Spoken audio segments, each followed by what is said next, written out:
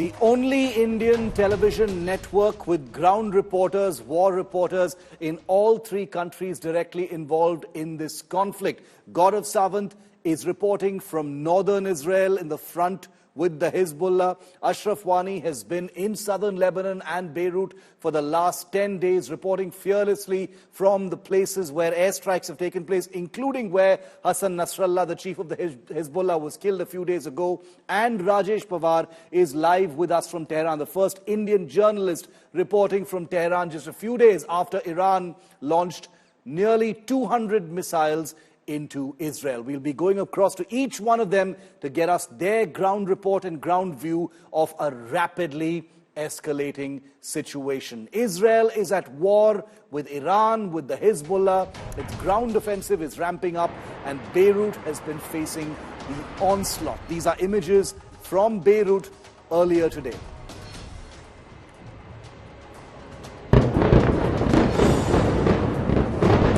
Massive plumes of smoke were visible in Beirut after Israel struck the southern suburbs of the Lebanese capital. These pictures show the aftermath of destruction caused in Dahieh yesterday. Along a main market street, nearly all storefronts have been damaged as streets are seen filled with debris and broken glass in Beirut's southern suburbs. The aftermath of Israeli airstrikes has left several buildings reduced to rubble. Nothing is open. Everything is closed. At least 18 Palestinian refugees were reported killed after Israeli airstrikes hit a three-story building in Tulkarem, a city in the north of the West Bank, setting the building on fire. Israel's air defense systems continued to intercept rockets fired from southern Lebanon on Friday as they continue to exchange fire with Iran-backed Hezbollah militants north of the border. Billows of smoke were seen rising from failed rockets near buildings not far from the border.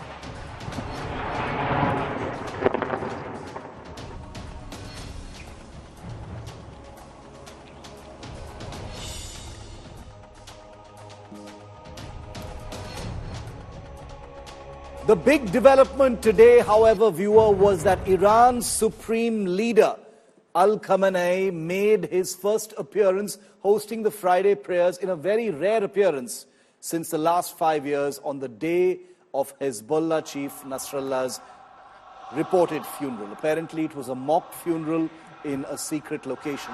A mournful Khamenei called the October 1st strikes against Israel as a minimum punishment. He was talking about the missile strikes by Iran into Israel and warned that if provoked, Iran will not hesitate to strike Israel again, claiming that they will stop at nothing to defeat the enemy. Take a look.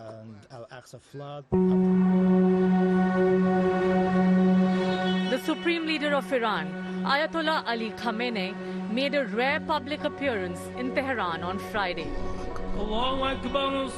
Khamenei led the Friday prayers at the Imam Khamenei Musalla to commemorate the death of Hezbollah chief Sayyid Hassan Nasrallah. The last time he led Friday prayers was 5 years ago to commemorate the death of Qasem Soleimani, commander of Iran Revolutionary Guard Corps.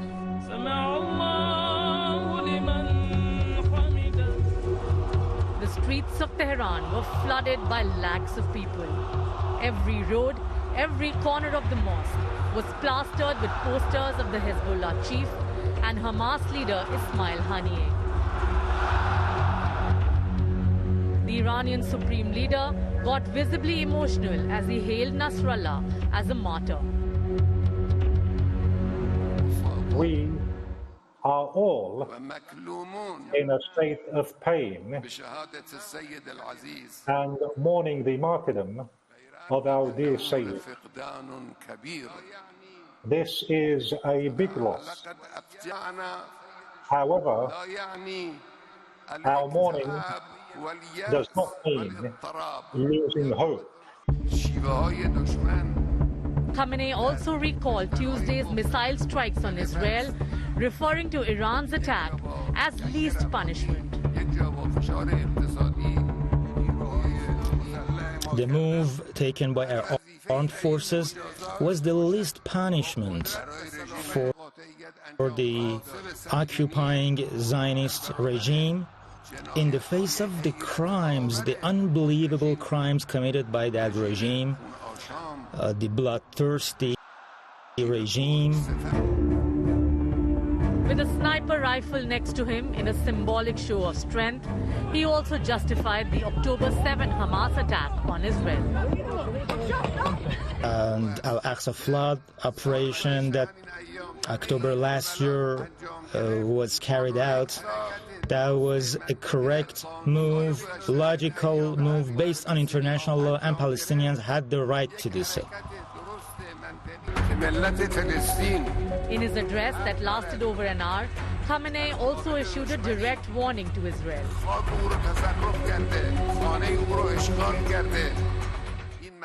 Any nation has the right to defend its soil, its houses, its country, its interests. They have the right to defend that in the face of aggressors. We neither hesitate, we will not give up, but we will not rush at the same time. Khamenei's address was broken by chants of death to Israel and America and cries in support of Hezbollah and Hamas. The enemy of the Islamic Republic of Iran and the enemy of the Iranian nation is the enemy of the Palestinian nation. The enemy is the same. The order is issued from one place, and that order is issued from the same place to attack Islamic nations and Islamic countries. The supreme leader of Iran has made his and Iran's intent clear, that this war is far from over. Bureau Report, India Today. Joining me live now are Gaurav Sawant from northern Israel. He's in Haifa at this point of time, and Ashraf Wani in Lebanon. He's been reporting from all of the areas where airstrikes have been taking place. Gaurav, quickly coming to you first. The Jewish New Year, ends very soon. All eyes will be on what Israel's next move is going to be. The combat continues across the northern border with the Hezbollah positions still firing rockets apparently into Israeli positions. What are you hearing on the ground? October the 7th is only a couple of days away, and there is a great deal of anticipation that Israel's response could come before then. Shiv, you're absolutely right. One, anticipation. Two, apprehension. Apprehension of a massive strike. And again, a strike not just by the Hezbollah, and that's exactly why you have the Israeli forces that are constantly targeting Hezbollah strongholds, their rocket positions, their missile positions. Even as we speak, the ground forces, the intelligence operations, simultaneous air and ground operations continue to neutralize and weaken and degrade Hezbollah's warfighting capabilities as much as possible. Shiv, you and I were reporting from the southern part of the country last year, exactly this time. 7th of October was the worst terror attack in Israel's history. 1 year it's taken them to degrade Hamas as a rocket and missile fighting terrorist organization. It still remains a threat, but the level of threat has reduced. But now the same is being tried. So Hamas is one arm of Iran's regime. Hezbollah is the other arm of the Iranian regime. Houthi is the third leg of, that terror regime as they're known as here in Israel. So what is Israel doing? They've cut off one arm, which is Hamas. They're currently in the process of cutting off the second arm, which is Hezbollah. And Shiv, you know the lay of this land very well. What Israel is attempting to do right now, even as we speak, from the Israel border. Gaurav, we've lost that audio with you. We'll get back to it in just a moment. Apologies for that. We'll just that last 10 seconds of what you said we lost. We'll try and re-establish with Gaurav. But in the meantime, let me bring Ashraf in. Ashraf, Gaurav was talking about the Hamas almost completely being decimated, and now Israel is in the process of trying to completely neutralize the Hezbollah in full. We do know that unlike the Hamas, the Hezbollah is a very, very different kind of organization, much more well-armed, bigger, part of the political system in a country like Lebanon. You've been traveling, across Beirut and across southern Lebanon as well, Ashraf. is Israel, what is Israel trying to do? Are they only trying to neutralize some parts, or are they actually trying to finish off the Hezbollah? And can they even do that? Sure, they cannot do that because 1 year is on on 8th of October, Israel started finishing the Hamas, which is in the periphery as well as in the control of their country, because Gaza is controlled by the Israel itself. But during last 1 year, there is a question mark not only asked by the many in the world, but also from the own citizens of Israel, that still the goals set by the Benjamin Netanyahu, which he assured to the population of Israel that within months Ashraf, and I think weeks, we're having a problem with your audios. Yeah. Within weeks, they are going to bring back all those Yes. hostages who were made hostage during the 7th of October 2023. But still, there are more than 100 hostages with the Hamas. If ground invasion has been made in the Gaza, which is the smaller area as compared to the southern Lebanon, and also the most of the infrastructure has been completely destroyed. More than 41,000 people had been killed, more than 1 lakh are injured, but still there is Hamas giving the fight to the ground forces in Gaza. And as you said, Hezbollah is the multiple force of Hamas. They have well-trained fighters as well as the long-range and mid-range missiles. Also, the number of the Hezbollah fighters is much more than the Hamas fighters, and complete backing by a full-fledged country that is Iran as well as the Lebanon. Despite that, this fight for the Israel will be very tough. That is why in the start of the ground invasion, they said that the ground invasion is restricted to the limited areas and is not permanent. Probably Israeli defense forces want to sense the situation on the ground, where they are facing very tough fight from the Hezbollah, not only by the on the ground, but also by the rockets and missiles. Yesterday, 200 missiles were fired by the Hezbollah towards the northern Israel. Today is the same scenario, where we are getting reports that more than 100 rockets and the anti-tank missiles had been fired by the Hezbollah fighters. That means it is going the tough challenge for the IDF in the southern Lebanon to completely occupy as it did before 2006.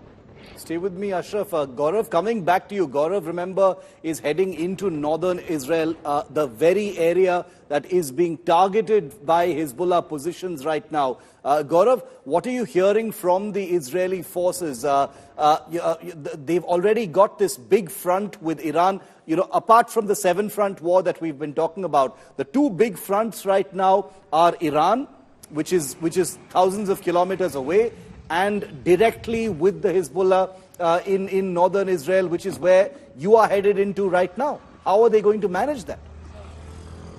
It's a very tough battle, no doubt, but this is a battle that has to be fought. If those 70,000 people have to be returned to Haifa and beyond Haifa till the border, which is about half an hour from where I am right now. So Shiv, situation is extremely precarious. Even now, the moment I reached here, I was told, just keep an eye, where is the nearest bomb shelter? The moment you hear air raid siren, just rush to the bomb shelter. So the threat is very live, and that's exactly why Israel says this is a battle for survival. It is a fight for survival, and they have to neutralize both the Hezbollah and that octopus that feeds the Hezbollah, which is Iran.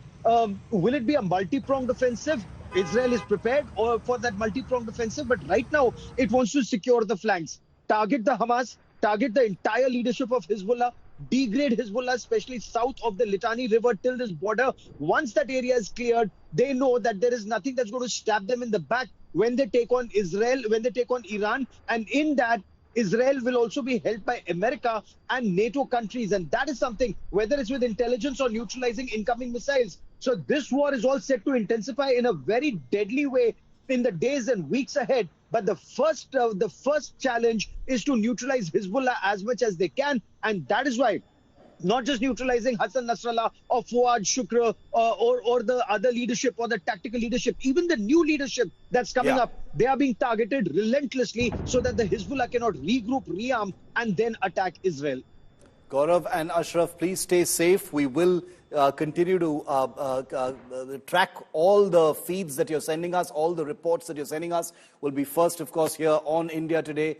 All of our viewers around the country wish the both of you safety, and we will keep coming back to you. Thank you very much for joining us on India First at this point of time. Now, remember that one of the big questions that a lot of people have been asking when they talk about the certainty of an Israeli response against Iran for that missile strike is, what could Israel possibly target in Iran? And in that discussion, one of the things that keeps coming up are Iran's nuclear facilities. They're nuclear facilities where they enrich uranium and create weapons-grade uranium for a possible nuclear weapon at some point of time could be on target. But the question is, can Israel credibly target Iran's nuclear facilities? Let's do a reality check on that.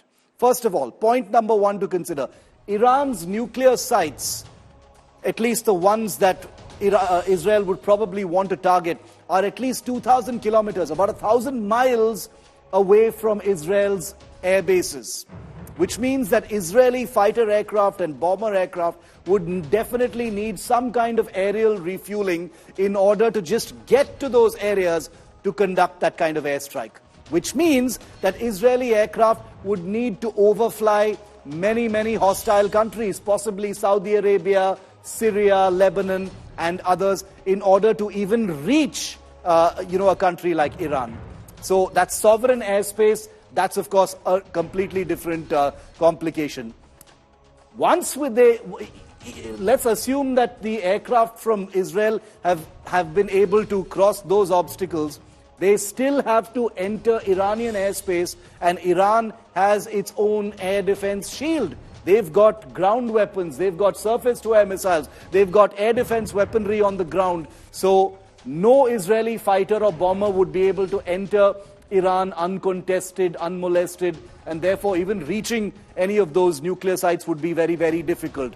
Remember that in order to offset the possible damage to at least some of these aircraft from that hostility that Iran would show, Israel would theoretically need to send a large number of aircraft. A Financial Times report says even 100 aircraft would probably need to be sent. Now, Iran's Natanz nuclear site, the biggest nuclear enrichment facility of Iran and part of its nuclear program, is actually situated hundreds of meters below the ground. It's a subterranean facility and it's not on the surface of the earth, so it's deep underground. And Iran's Fordow facility actually happens to be in a dig out in a mountain, so it's basically inside a mountain, so hugely protected by many, many tens of hundreds of meters of earth. Now, Israel does not have the kind of bomb, perhaps the only kind of bomb that can penetrate, tens of meters of earth in order to destroy something that's buried deep beneath, like a nuclear facility. Israel doesn't have the only weapon that is theoretically capable of doing that. It's called the GBU-57A/B, the MOP, the Massive Ordnance Penetrator. Israel doesn't have that weapon, and even if it had that weapon, it doesn't have aircraft that can carry that weapon and deliver it in a credible way. So all in all, just to summarize, Israel could probably, in a very, very perfect scenario, if they're able to cross all the obstacles and negate all of the different hurdles that I've highlighted here, they would probably be able to damage some of the structures at these nuclear facilities, but they wouldn't be able to destroy them, not even come close to it. So this is very important to note. And I want to get a word in from an air power expert. Group Captain MJ Augustine Vinod has been with us and a good friend on our coverage right through. Group Captain, good evening to you. Thank you for being with us on India First. The thing about target possibilities in Iran, which have been discussions over the last few days, ever since those missile attacks, has been Iran's nuclear facilities, will be perhaps the juiciest targets. And this is, of course, a civilian speaking, so apologies for using that word. But the hurdles and obstacles I have listed, do they sound correct to you? That even contemplating targeting Iran's nuclear facilities would be a very, very difficult exercise, sir? Absolutely, Shiv. As usual, you're on target. So as far as I know, these targets have been contemplated and found not feasible because they are scattered all over the country. I mean, people who know, has been my PhD subject since it was. I know people who know it is like any other nuclear facility of any country. It's strewn all over Iran, like the one you mentioned, Natanz enrichment facility. In Isfahan, they have the nuclear research center, which is again hundreds of meters under the ground, and where huge trucks can be driven. All the mining activity in Sagand, there's a place called Narigan, and another one which comes to my mind is Zarigan. There is another place which is southeast of Tehran. Uranium enrichment mining activities have increased. How can you target those? Now you have in place very close to where we are now carrying out an exercise near Bandar Abbas called Faza Uranium Conversion Facility, where the ore is now converted to be taken to a centrifuge. And then the most critical part is the light water and heavy water facility, which is at a place called, if I'm not wrong, Bushehr and Arda Khan. So these two places, which again is on the coast of Persian Gulf, another very critical facility, only one available. In fact, when the heavy water at Khondab and light water at Bushehr is hit, they don't have heavy water and light water for enrichment. So that could be some of the targets that they may be looking at. But the storage of light and heavy water for next at least 4 to 5 years have been kept under the ground. How will you hit that? So these have been looked in and have been negated. So what could be the first line of targets will be, Shiv, to take out the immediate threat that Israel faces from Iran, namely the rocket launching facilities. Right. The missile sites, you mean? You're talking about the missile sites. Missile sites is where, and they also have a lot of mobile missile capability which Iran has. How much they will be able to take it out, I really don't know. And the second one is the leadership. So that is where they are going to get at, because again, Tehran, though professional army, is a leader-centric army rather than a process-centric army. Right. So they will probably be looking at, hard intelligence, because the penetration of Mossad in the intelligence and the army and the rest of the facility in Tehran is huge, and it has been cultivated over decades. Yes. So the intelligence flow from Tehran to Mossad into Israel is tremendous. You cannot eliminate that. Tehran can try as much as they want. On their crosshair will be every officer, but there is no way of knowing. So the leadership is something I think they will go against, because those are immediate threats. Going against nuclear facility could be token shift, and only those to which it will have immediate impact, tell the world that we hit some nuclear facility. But it is all over strewn. You cannot do anything about it. Rightly put by you. Do you think, Group Captain Sir, do you think that Israel is going to want to cause some kind of real damage, or is it going to want to be seen to have responded to the Iranian missile strike? Because that's a very important part, isn't it? Here, there's a lot of smoke and mirrors going on. Even the Iranians, when they fired those missiles, they made sure that they didn't fire them at any cities. There was no... Forget about large scale. There was hardly any loss of life. I think one person died reportedly. Hardly any damage reported on the ground. So that was also very calculated. It was more as a message than as a destructive message. Absolutely. And in fact, it is to me, it was like, a morale booster strike for Hezbollah to continue to fight. And the Hezbollah fighters on the ground don't get adequate and accurate information. So they are taken or swept away by the tall claims of Tehran, and they believe it to be true. So there, उनका moral और एक थोड़ा 10 कदम और बढ़ जाता है, and they start, keep at it. And the retaliation is also going to be, I cross my heart and say this, and I hope so, that it is going to be as token as what Tehran did.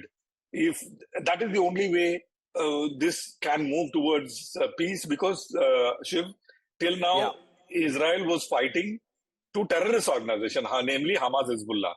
First time, two nations are going to fight or already in fight, which is Iran and Israel. So it is a different ball game altogether. When nations come together to fight, then the United Nations steps in. When a country fights against a non-state, so-called non-state entity like Hamas, Hezbollah, United Nations stepping in becomes difficult, next to impossible, actually. So those, when these, things come woven together, the international pressure mounts on them, and then hopefully the entire thing, including fight against Palestine, Hamas, Lebanon, Hezbollah, and the fight between Iran and Israel, hopefully, cross my finger, hopefully come to an end, because now you have gotten to a realm of, conventional warfare between two nations, in which the United Nations can step in. Okay, we'll leave it there for the moment. Thanks as always, Group Captain Sir, for joining us and making sense of these complicated issues day after day right here on India Today. And I promise you, you'll see much more of Group Captain Vinod here on our coverage. Former fighter pilot, is an air power expert, and there are fighter pilots like him conducting many of those missions that Israel is carrying out in different parts of Gaza and in southern Lebanon.